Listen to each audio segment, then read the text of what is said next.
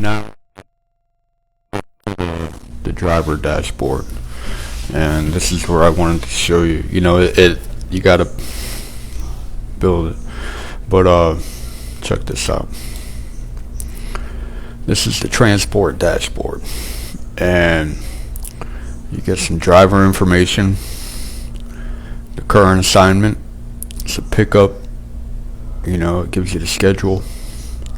It gives you the ETA, delivery location.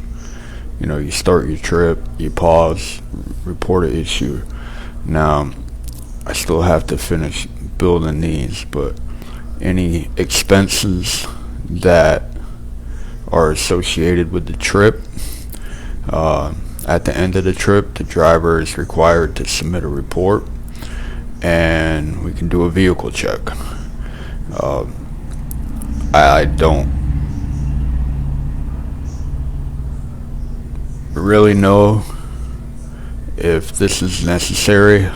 Maybe you need to, like before planes take off, they do like a pre-flight inspection. Maybe there's a pre-trip, or I don't know. We can think about that.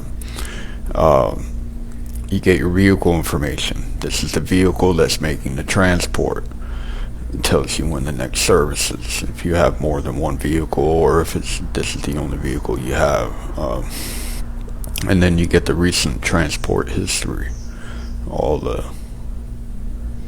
transports you've made, the routes you took, total miles, and status. Well, we got some other stuff to figure out.